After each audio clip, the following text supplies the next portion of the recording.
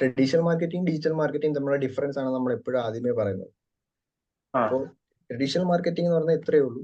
ഈ പറയുന്ന കണക്ക് നമ്മൾ ഈ പറഞ്ഞ ഈ ഡിജിറ്റൽ പഴയ നമ്മളെ ഡിജിറ്റൽ മീഡിയാസ് ആയ റേഡിയോ, TV, പിന്നെ നമ്മളെ ബിൽ ബോർഡ്സ്, ഈ പറയുന്ന ടൂൾസ് വഴിയൊക്കെ മീൻസ് പ്ലാറ്റ്ഫോംസ് വഴിയൊക്കെ ചെയ്യുന്നതാണ് ഡിജിറ്റൽ മാർക്കറ്റിംഗ് എന്ന് പറയുന്നത്. അല്ല, ട്രഡീഷണൽ മാർക്കറ്റിംഗ് ഒരു ട്രഡീഷണൽ മെത്തേഡാണ്. ഓക്കെ, അതിന്റെ അഡ്വാൻറ്റേജ് എന്ന് വെച്ച് കഴിഞ്ഞാൽ ഏറ്റവും കൂടുതൽ അന്ന് ആളുകൾ ഏറ്റവും കൂടുതൽ എൻഗേജ് ആയിക്കൊണ്ടിരുന്ന TV ആണെന്നവരായിരുന്നു. നമ്മൾ ട്രാവൽ ചെയ്യുമ്പോൾ ബിൽ ബോർഡ്സ് കാണും. ഓക്കെ, ഒരു ബ്രാൻഡിന് ഒരാളുടെ മനസ്സിൽ പിച്ച് ചെയ്യാൻ അത് ധാരാളമായിരുന്നു. പക്ഷെ അവിടെ ഉണ്ടായിരുന്ന പല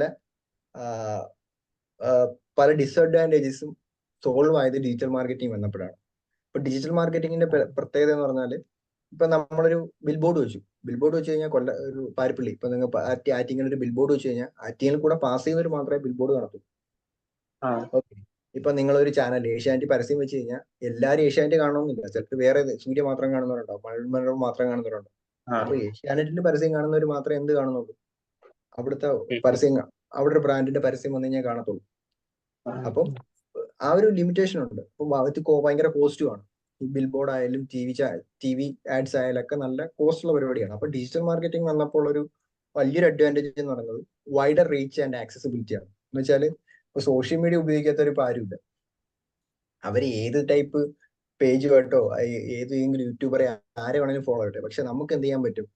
ഈ വൈഡായിട്ട് നമ്മൾ ടാർഗറ്റ് ചെയ്യുന്ന ലൊക്കേഷനിലുള്ള ടാർഗറ്റ് ഏജ് ഗ്രൂപ്പിലുള്ള ടാർഗറ്റ് ഇൻട്രസ്റ്റ് എന്ന് പറയുന്നത്, ഇപ്പൊ അവർക്ക് എന്തെങ്കിലും സ്പോർട്സുമായി ഇൻട്രസ്റ്റ് ഉണ്ടാവും, സിനിമയുമായി ഇൻട്രസ്റ്റ് ഉണ്ടാവും, എന്തെങ്കിലും ടൈപ്പ് ഫാഷനോ ഇൻട്രസ്റ്റ് ഉണ്ടാവും. പല പല ഇൻട്രസ്റ്റുകളുണ്ട്. അതെല്ലാം നമുക്ക് ഈ പറയുന്ന ആഡ്സിൽ സെറ്റ് ചെയ്യുമ്പോൾ ചെയ്യാവുന്നതാണ്.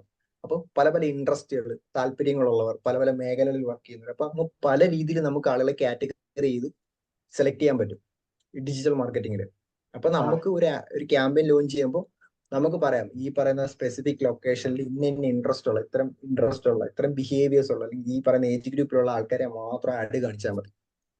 ഇപ്പൊ സാധാരണ നമ്മൾ ഈ പറയുന്ന ബിൽ ബോർഡ് ആഡ്സ് ആയാലും TV ആഡ്സ് ആയാലും എന്താ, അവർ ഇപ്പം ഒരു കുട്ടിയുടെ ഈ പറയുന്ന കുട്ടികളുടെ എന്തെങ്കിലും, അല്ലെങ്കിൽ പോട്ടെ ഒരു +2 അഡ്മിഷൻ ഒരു ആഡിലോ ഏതെങ്കിലും ഒരു സൈലം പോലുള്ള ഒരു ബ്രാൻഡ് എക്സാമ്പിൾ പറയാണ്, അവരിപ്പം ഒരു TV പരസ്യം കൊടുക്കുകയാണ്. അവർ കാണിക്കുന്ന ഒരു വൈഡ് ഓഡിയൻസിനെയാണ്.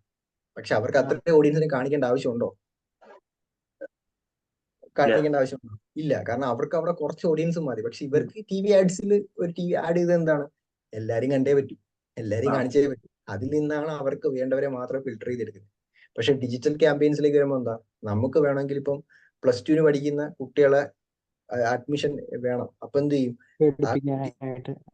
ആ കുട്ടികളുടെ ഏജ് ഗ്രൂപ്പ് ടാർഗറ്റ് ചെയ്യാം.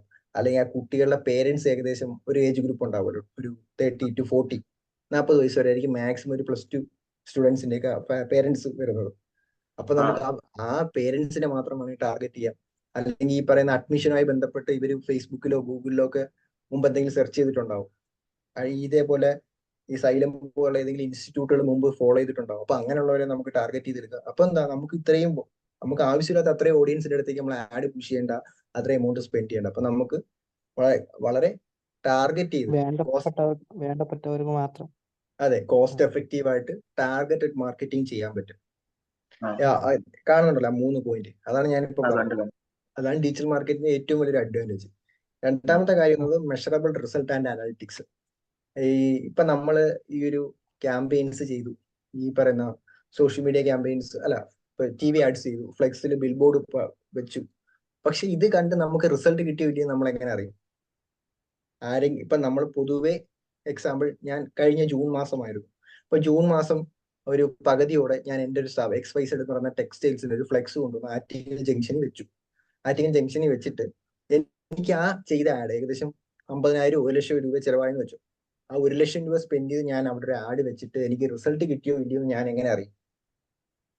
അതെനിക്കൊരു ലോങ് ടൈം പ്രോസസ്സിൽ എൻ്റെ ഈ പാസ്റ്റ് ആയിട്ടുള്ള പർച്ചേസ് ബിഹേവിയർ അല്ലെങ്കിൽ സെയിൽസ് ബിഹേവിയർ, മുമ്പ് എനിക്ക് ആ ഒരു ജൂൺ പകുതിക്ക് മുന്നേ എത്ര സെയിൽ നടന്നിട്ടുണ്ട്, എത്ര കസ്റ്റമർ വാക്കിൻ വന്നിട്ടുണ്ട്, അതിൽ നിന്ന് എന്തെങ്കിലും ഇമ്പ്രൂവ്മെന്റ് ഉണ്ടായിട്ടുണ്ടെങ്കിൽ എനിക്ക് എന്ത് വിശ്വസിക്കാം, ആഡ് വെച്ചിട്ട് ഗുണമുണ്ട്. കാരണം സെയിൽസിൽ എന്തെങ്കിലും ഇമ്പ്രൂവ്മെന്റ് വന്നാൽ മാത്രമേ നമുക്ക് പറയാൻ പറ്റൂ.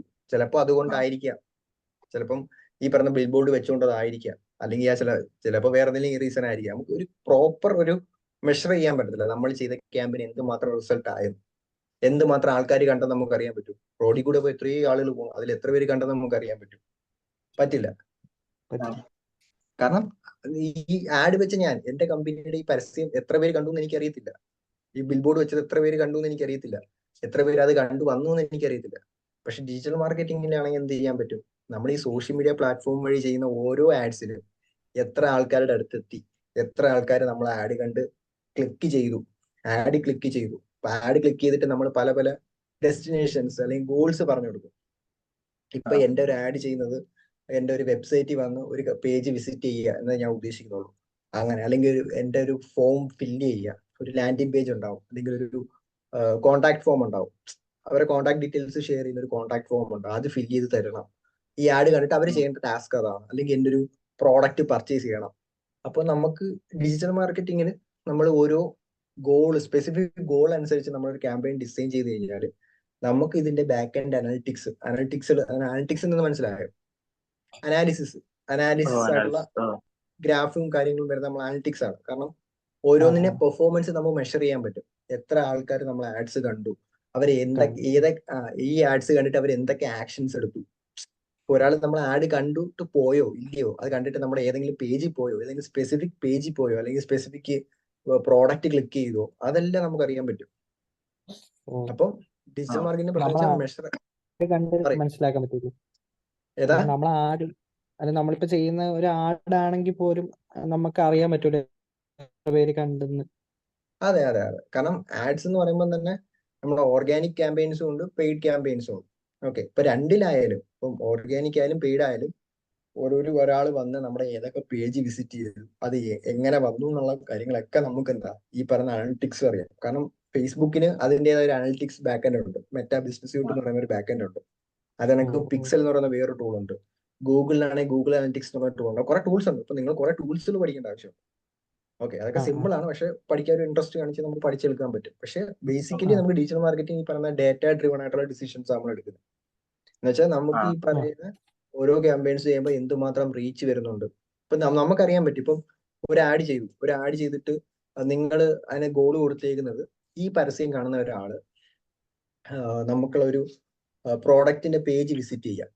ഒരു മെൻസിന്റെ പുതിയൊരു ടൈപ്പ് ജോഗർ ഒരു ആഡ് നമ്മൾ ലോഞ്ച് ചെയ്തു, ഒരു മെൻസ് വെയറിന് വേണ്ടി എക്സാമ്പിൾ.